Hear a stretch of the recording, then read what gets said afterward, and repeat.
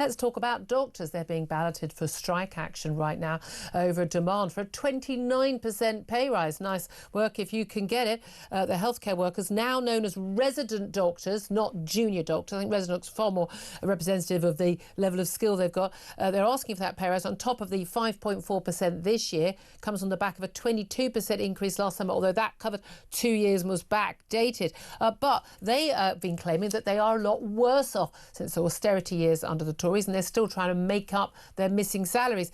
Meanwhile, a new report out from the Nuffield Health Trust has said that actually junior doctors are better off now than they were a decade ago. So which is true? Well, let's ask resident Dr. Bhasha Mukherjee, who joins us right now.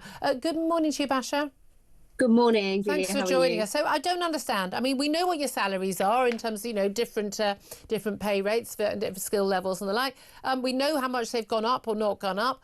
How is it possible to have one group saying, oh, we're worse off, and the other group saying, oh, no, they're much better off? Which is true? I think the question here is that the state of the NHS at present, and you would agree that it's really difficult to get an appointment with GPs. I have patients who come in and consistently say how difficult it was to get an appointment. And as a result, they're coming in with 3, 4, 5 problems in a 10-minute appointment. They are struggling to get appointments at secondary care. The waiting lists have started going up again as of March. So overarchingly, the NHS is becoming a much more difficult place to work at.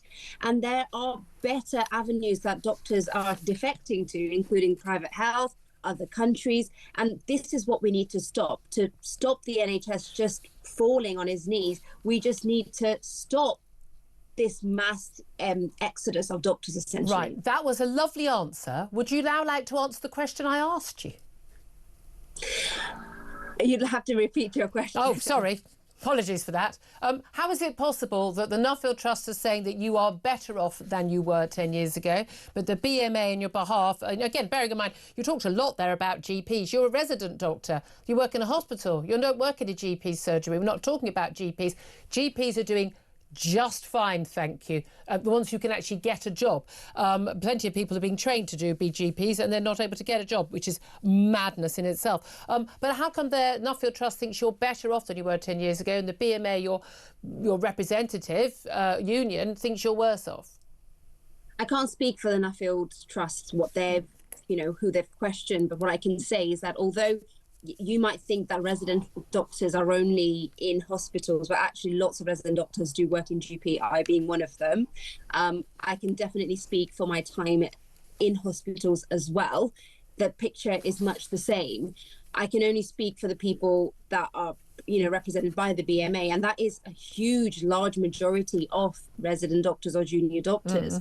And the ones that work in the NHS, what we can say is that when you compare with what we can afford with the money that we are paid with, which is essentially inflation taking into consideration, the money doesn't stretch very far. Well, we are unable to afford housing. We're unable to afford daily living. We're having to have side jobs. Hold on. So do you mind?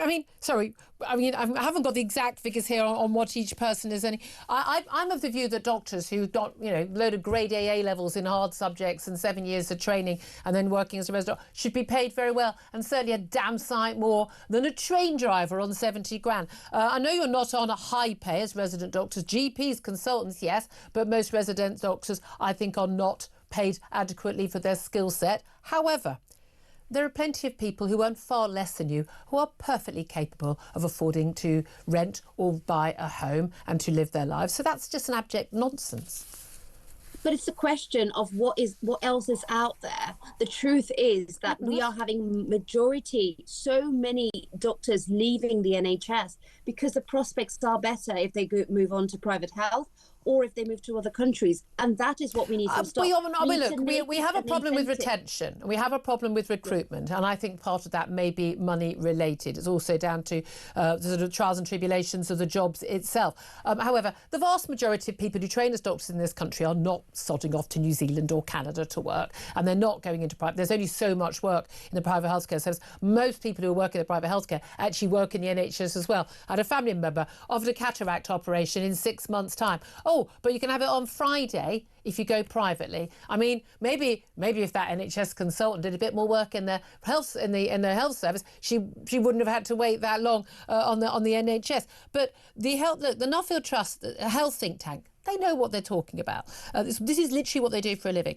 They say that the BMA, when they claim they're poorer now than 10 years ago, that's because they're using the RPI measure of inflation as opposed to the CPI, the Consumer Price Index, which is a measure of inflation. You're talking about, real terms, income. And if you compare the rise in prices in the last 10 years, she said, the reporter the researcher from the Nuffield Trust, Lucinda Rolowich, says that actually doctors are 8% better off than they were a decade ago. Not, as they claim, the BMA, 22% worse off. So, I mean, it is not just about the money. Oh, I thought it was all about the money a minute ago. The money goes a long way. The money, if we do manage to retain more staff, recruit more staff, we know that that is going to make a huge difference to the condition of working for the current. So what else is it then? It's overall, the emphasis being on valuing the staff and retaining the staff so that the NHS looks different than it is. What do I say? Valuing the staff. Do you not feel valued? I mean, we came out and we did that for you every Thursday for months. We banged on pots. People are constantly thanking you. You're like the 8 nurses and doctors in the NHS are sort of given a sort of saint-like aura, as if you're doing it out of the goodness of your hearts, as opposed to a paid job. But I mean, do you really not feel valued enough? I mean, you try being a journalist or an estate agent or a lawyer. They're not really valued. No, for sure. All jobs, that you've mentioned today, they are difficult. But it's really difficult. Oh no, I'm not. No, I'm not crying. I'm saying we're not valued. We cope. Do you need to, what would make you feel valued? Do you want people coming up to you and just sort of hugging you in the street? What do you want?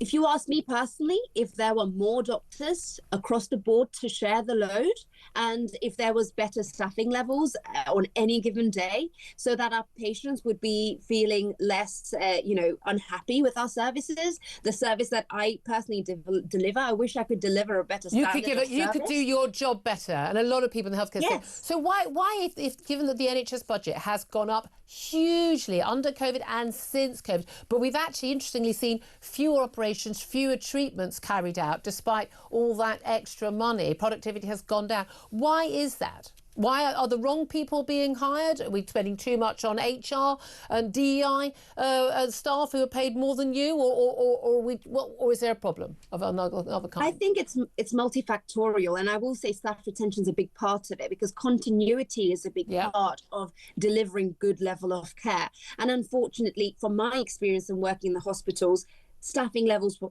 always undermet, and that meant that you're seeing a new doctor each time. I work in a GP surgery, and I see patients all the time who complain, I have to tell my story again, and we're wasting more time in just repeating these stories rather than actually. That's a management issue at the GP surgery, though, isn't it?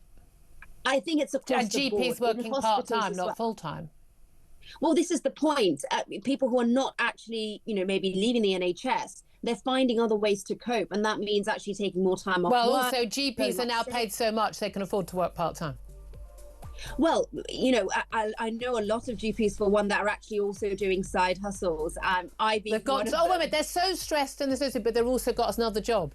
I mean, you can hear the music. The music that tells us the time is against us. But Bhasha Mukherjee, who's a resident doctor, very much appreciate you joining us.